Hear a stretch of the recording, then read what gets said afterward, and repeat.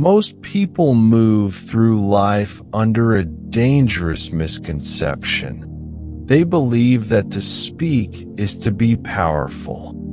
They think that by defending their honor or shouting down an aggressor, they are asserting dominance. But in the hidden architecture of power, the opposite is true. Every word you utter in your own defense is a piece of intelligence you are handing over to your enemy. You are providing them with a map of your insecurities and a blueprint of what hurts you. They are not listening to understand. They are listening to find the crack in your armor. But there is a level of power above mere silence. A strategy used by the elite to not just survive disrespect, but to dismantle the person delivering it. I call it the vacuum. It is the most dangerous weapon in a king's arsenal, and most people will live their entire lives never realizing they are falling victim to it. I will reveal the mechanics of the vacuum later in this briefing. But first, you must understand why your reaction is the exact moment you abdicate your throne. To handle disrespect like a king, you must first understand the fundamental divide in human behavior, the us versus them dynamic of social intelligence. On one side, we find the reactor. The reactor is a victim of social noise, a leaf caught in the wind of other people's opinions. To the reactor, an insult is a command. If someone is rude, the reactor must be rude back. If someone is loud, the reactor must be louder. They are tethered to the actions of others, living a life that is nothing more than a series of reflex movements. They believe they are fighting for respect, but they are actually proving they have none for themselves. They have no internal logic, only external triggers. On the other side stands the Sentinel. The Sentinel is the master of internal logic, a psychological fortress that does not move because of a passing storm. The Sentinel understands that disrespect is not an attack on their value, but a confession of the attacker's own inadequacy. While the reactor sees a threat, the Sentinel sees a data point.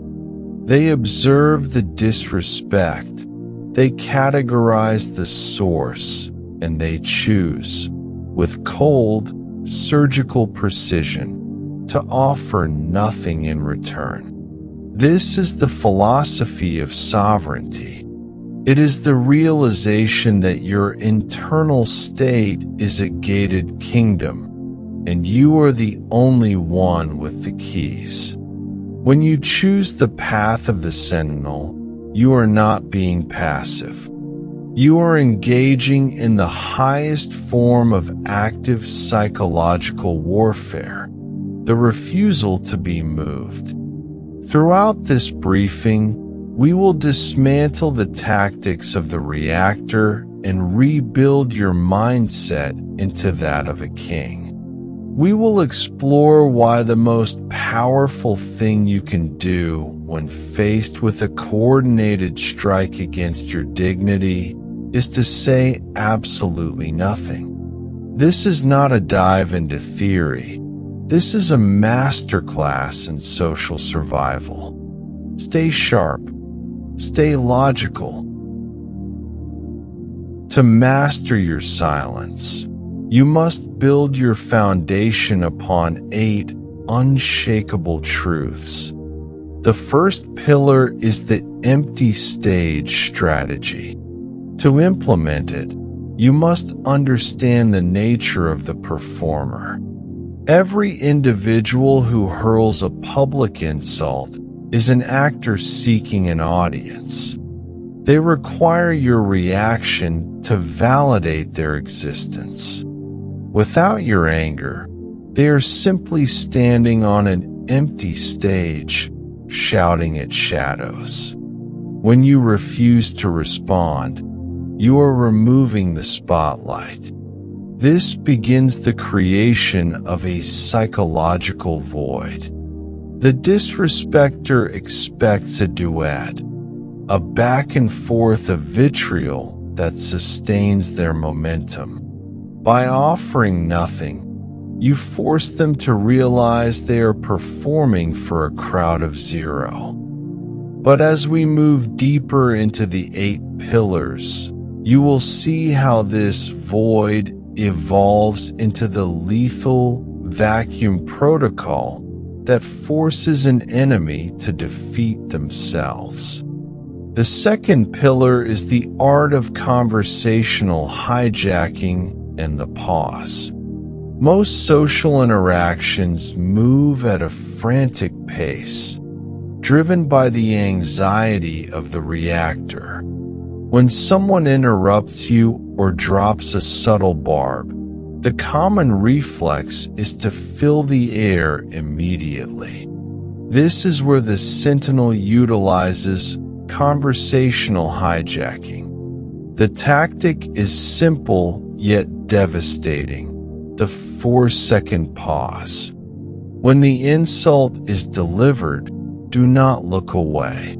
Maintain steady, calm eye contact, and count to 4 in your mind. This is a pattern-breaking move. In those 4 seconds, the power dynamic shifts entirely. You are forcing the attacker to sit with the weight of their own words. You are making them realize that their poison has failed to infect you.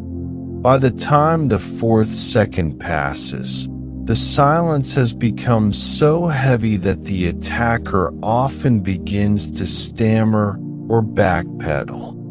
You haven't said a word, yet you have seized total control of the room. The third pillar is weaponized nostalgia. Consider a real-world scenario you likely know well. You are at a gathering with old friends, and one individual, unable to cope with your recent growth, brings up an embarrassing failure from 5 years ago. This is weaponized nostalgia. They are trying to pull the current king back into the mud of his past. The reactor would laugh nervously or try to explain how they've changed. The Sentinel does neither. He listens to the story as if it were about a stranger. When the storyteller finishes, looking for the laugh or the sting, the Sentinel simply offers a small, knowing nod and continues his previous conversation as if nothing occurred. Silence in this moment resets the power dynamic. It signals that the version of you they are trying to mock no longer exists.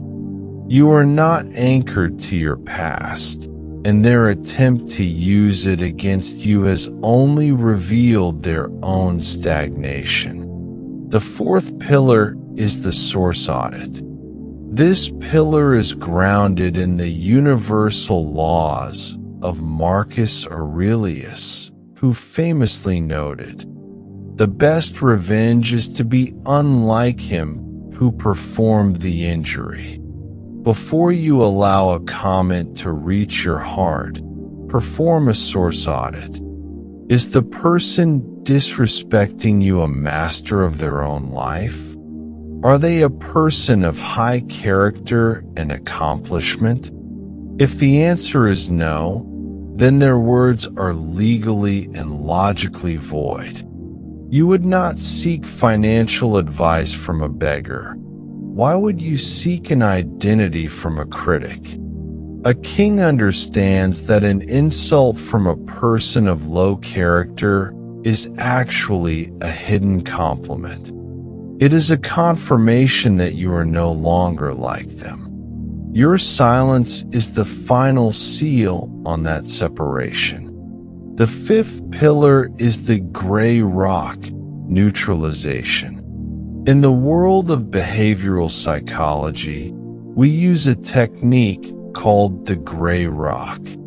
The goal is to make yourself as uninteresting as a plain, gray rock to a toxic person.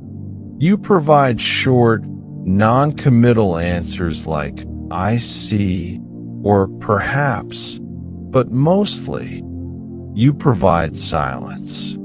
This is the ultimate neutralization. When a person realizes they cannot get an emotional rise out of you, they eventually lose interest and move on to a more reactive target. You are protecting your energy by refusing to be a source of entertainment. Note this carefully.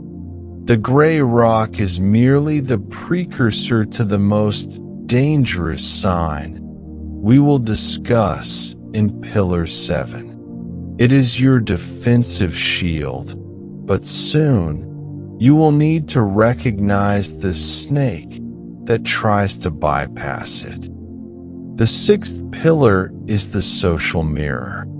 There is a fascinating social alchemy that occurs when you remain silent in the face of an attack. You become a social mirror. In any group setting, the person who is shouting, insulting, or mocking is the one who appears small. They are the ones who look unhinged, desperate, and out of control. By remaining calm and silent, you highlight their instability. The rest of the room is not looking at you as a victim. They are looking at the attacker as a liability. Your silence forces everyone else to judge the attacker based solely on the attacker's own behavior, without the noise of your reaction to muddy the waters. You don't have to win the argument. You simply have to let the attacker lose it on their own. The seventh pillar is the veneer of kindness, the dangerous sign. We have reached the most dangerous sign of disrespect, the veneer of kindness. This is the polite insult disguised as helpful advice or concern. It is a surgical manipulation delivered with a smile. They might say, "I'm only telling you this because I care about your reputation," before delivering a blow meant to undermine your confidence. This is the most insidious form of psychological warfare because it attempts to make you look like the bad guy if you react. A king never explains himself to a snake. He recognizes the venom behind the honeyed words. When faced with this, your silence must be absolute. Do not justify your choices. Do not defend your path. Simply look them in the eye and say nothing. Your refusal to engage with their fake concern tells them that you see through the mask and you are not vulnerable to their manipulation. The final pillar is the dignified withdrawal. There are times when silence in the room is not enough. You must remove your presence entirely. But a king does not storm out. He does not slam doors or throw glances of fire. He simply leaves.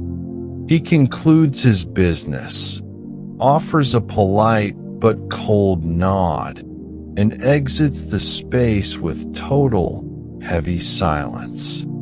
This is a total withdrawal of status. You are signaling that the environment is no longer worthy of your time. While the reactor stays to finish the fight, the Sentinel knows that the fight ended the moment the disrespect occurred. By leaving in silence, you maintain 100% of your status and leave the others to wonder exactly what you were thinking and why they no longer have access to you. Now, let us bring these laws out of the library and into the cold reality of your daily life. To master the silence, you must know how to deploy it when the stakes are highest. Imagine you are in a boardroom. The air is thin and status is being measured in seconds of airtime. You are delivering a briefing, and a colleague, motivated by a need for dominance, interrupts you mid-sentence. If you are a reactor, you would continue talking louder, engaging in a frantic race to finish your thought. This looks desperate. It signals that you are afraid of losing the floor. As a sentinel, you take the opposite path. You stop instantly. You go completely silent and grant the interrupter the full, heavy weight of your attention. You do not look frustrated. You look curious, as if observing a biological specimen. When your colleague finishes their interruption, do not respond to their point immediately. Count to 3. This silence acts as a pattern interrupt, signaling to everyone in the room that the interruption was an error in decorum. You then ask a single, surgical question. Are you finished? When they nod, return to your exact sentence without acknowledging their interruption further. By saying nothing to the insult itself, you have signaled that their ego is beneath the mission of this academy. But the most difficult battlefield isn't the office. It's your own family table. It's here, among those who knew the version of you that no longer exists, that you will face the weapon of resentment. A relative, threatened by your success, brings up a past failure to humble you in front of the people you love. Understand this. To explain how much you've grown is to beg for their approval. If you defend yourself, you have already lost. You are still seeking validation from the very people trying to pull you back into the mud. This is where you apply the pillar of weaponized nostalgia we discussed earlier, but with a lethal twist. This is where you finally deploy the vacuum. You see, the vacuum is the strategic application of absolute nothingness. When you are insulted, you do not just stay quiet. You create a literal hole in the conversation. Nature hates a vacuum. When you provide zero data, zero emotion, and zero words, the other person's brain begins to panic. They expected your anger to fill the air. When it doesn't appear, they fall into the void you've created. They will start to over-explain, they will laugh nervously, or they will keep talking until they say something foolish. Silence is the tool, but the vacuum is the result. It is the art of sucking the oxygen out of an argument until the aggressor suffocates on their own disrespect. Take a sip of your water. Look at them with a vacuum of expression, completely empty of judgment or hurt. Then, ask a completely unrelated question to someone else. You haven't just ignored them, you've erased them. Finally, we must look at the most unpredictable arena, the public insult, disrespect in front of strangers. Imagine you are standing in a crowded space, surrounded by strangers, when someone decides to anchor their own insecurity onto you through a loud, public insult. This is where the inversion of power is most visible. When a stranger is rude to you in a public space, they are betting on your social anxiety. They expect you to either shrink away in shame or explode in a scene. Both reactions give them what they want, control over your emotional state. Instead, you perform a dignified withdrawal of your engagement. You stop moving. You look the stranger in the eye with absolute, frozen silence. You do not blink.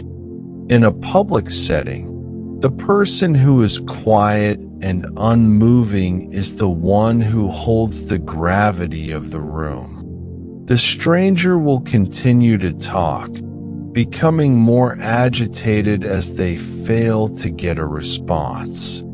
To the observers, the stranger begins to look like a person having a mental breakdown, while you look like the center of the storm. You have inverted the power. By saying nothing, you have forced them to be the only one making a scene, while you remain the master of the logic. We have traveled through the architecture of silence, from the empty stages of the performer to the cold boardrooms of the corporate elite. But all of these tactics lead back to a single, unshakable truth, the universal law of emotional sovereignty. You must realize that your internal peace is not a public park where anyone can walk in and leave their trash.